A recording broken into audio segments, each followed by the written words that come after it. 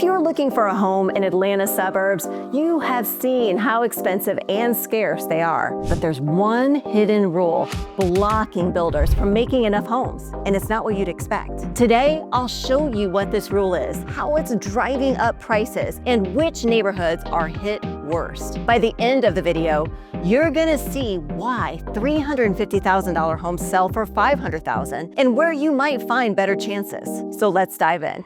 Okay, first, let's talk about what's going on because the numbers, well, they're crazy. Atlanta suburbs are growing like never before. Families are moving here from all over for jobs, cool places to hang out, and honestly, a way of life that's hard to find in lots of other spots. When I work with families moving to places like Alpharetta, Roswell, Marietta, or even Forsyth County, they all want the same things. The job opportunities are huge since big companies are setting up here. And the lifestyle, you can get a beautiful home with a yard, nice amenities, and still be close enough to the city without dealing with all the downtown craziness. But here's where it gets wild. Lots of people want homes, but there aren't just enough being built. And there's one rule causing this problem that you will not believe. I'll explain it in a minute. First, let me share some real numbers, because they are shocking. Metro Atlanta is short by more than 100,000 homes. We're the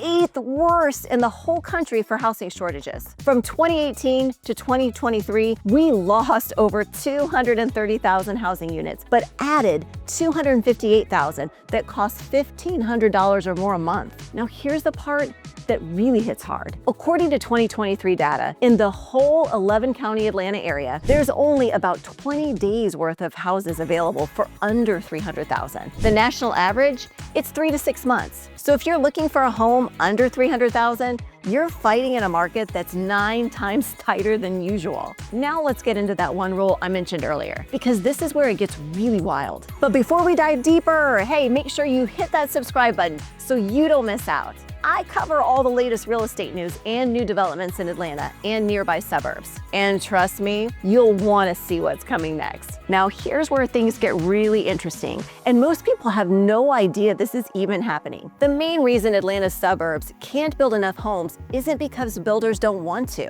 And it's not because people don't want to move here. It's actually because of some super strict zoning rules that say each house has to sit on a big old piece of land. Let me explain, because it's honestly kind of crazy and super frustrating. These rules are buried in local laws all over the Metro Atlanta area, and they limit how many homes can go on a piece of land. That makes it almost impossible to build homes that normal families can actually afford. Zoning in Atlanta is kind of a mess. The city has 10 different residential zones, from R1 to R5, and each one has its own rule for how a big lot has to be. R1 needs to be at least 2 acres. That's 2 whole acres for just one house. R2 needs 1 acre. R3 requires 18,000 square feet. R4 needs 9,000. And R4A, that one needs 7,500 square feet. Most areas around Atlanta fall into R4 to R4A. So yeah, you need a lot of space just to fit one house. I'll show you in a minute how that really limits what gets built in these different neighborhoods. But just imagine, this basically blocks builders from making things like duplexes, townhouses, or even small apartment buildings. You know, the stuff that could actually give families a place to live. And hang on, it gets even worse. The suburbs around Atlanta have even stricter rules. Like Cobb County, their R30 zone says every home has to be on a lot that's at least 30,000 square feet. That's nearly 3/4 of an acre for one house. So in areas with R30 zoning, builders can only fit about 1.45 homes per acre. And here's the kicker. Cobb County's rules say you can't even ask for a big exception. The zoning board isn't even allowed to approve a lot that's more than 25% smaller than the rule. Basically, these restrictions are locked in tight. And it's the same story in a bunch of Atlanta's other suburban areas. So what does this mean for families and first-time buyers? That's exactly what I'm about to unpack. Here's where this really starts to matter if you're trying to buy a home. These rules about how big each lot has to be are driving up housing costs a lot. Why?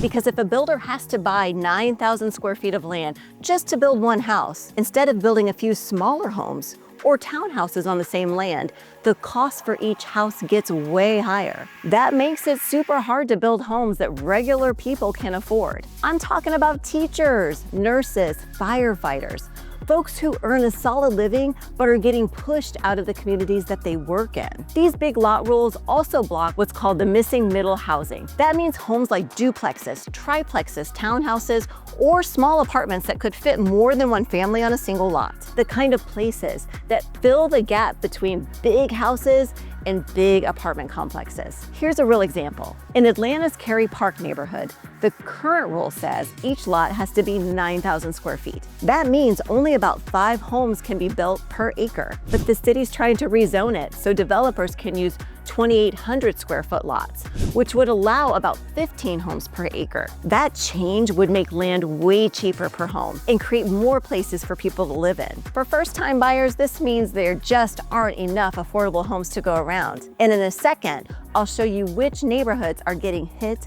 the hardest. But the bottom line is that young families are being pushed farther out from the city. That means longer drives, fewer local options, and more stress. And the sad part, these types of homes that could help, like a $350,000 duplex or townhomes, just aren't getting built. Why? Because in most places, they're not even allowed. So people are stuck either stretching for a $500,000 house or just leaving the area altogether. Now let me tell you about some specific communities dealing with this, because it really shows how this plays out in real life. Cobb County is a great example of how strict zoning rules can shut down housing options. Their R30 rule says every home needs to sit on at least 30,000 square feet of land. That is a ton of space, and it basically means only wealthy families can afford to build something new there. And even when developers do have government support, local pushback often stops the project before it even starts. Now, how much people resist new housing depends on where you are. Some towns like Woodstock, well, they're open to building more homes. But in other places, yeah, if you mention certain kind of housing, people are not shy about saying, no thank you. That's just the reality we're dealing with right now. So take Alpharetta, for example. There's definitely demand for different types of homes there, but current zoning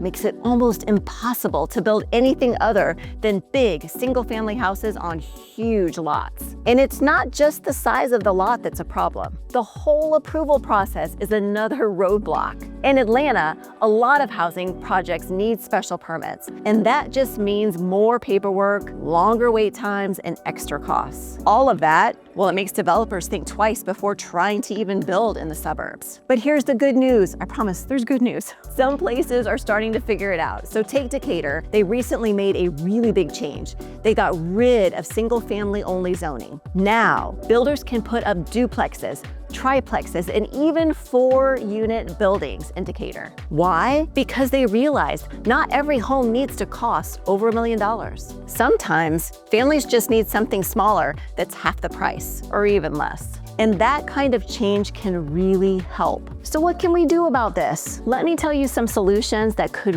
really benefit and make a difference. Here's the thing. The clearest way to fix this is by cutting down the minimum lot size rules in the Atlanta suburbs. Smaller lots mean builders can fit more homes on the same lands, which makes each home cheaper to build and more affordable to buy. We've already seen how this could work with the Cary Park proposal, where the minimum lot size would drop from 9,000 to 2,800 square feet. What we really need is zoning reform that allows more types of homes in places where only single-family houses are allowed right now. These kind of homes can add way more options for families without needing government money and without changing the feel of the neighborhood. This is the missing middle, the housing that used to exist but got zoned out in most suburbs. Another big fix? Make the approval process way easier. Right now, developers run into tons of red tape. If we cut those barriers and make it faster to get permits, that lowers costs and gets more homes built. And if certain housing types were just allowed by right,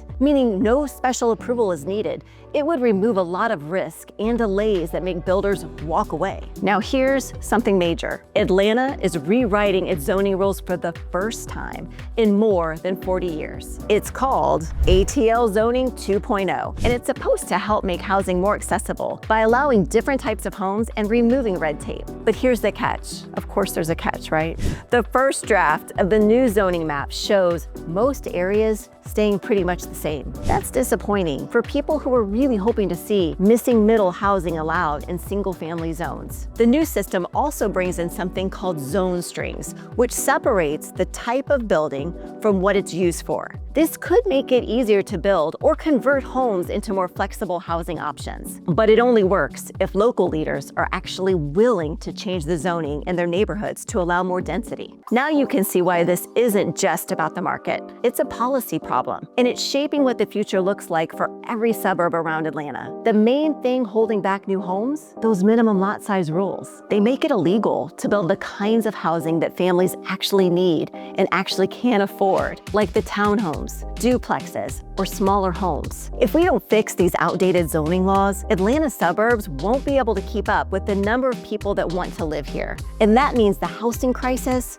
will keep getting worse. Now, if you're thinking about buying in Atlanta or just want to understand more about this zoning issue, feel free to send me an email at stephanie.patterson@colteenrealestate.com. Let's talk. I can walk you through which communities are better set up for future growth based on their zoning rules and where you might still find good value in today's tight market. And hey, don't go just yet. Check out my next video linked right here. I'm diving into Atlanta's hottest suburbs in 2025.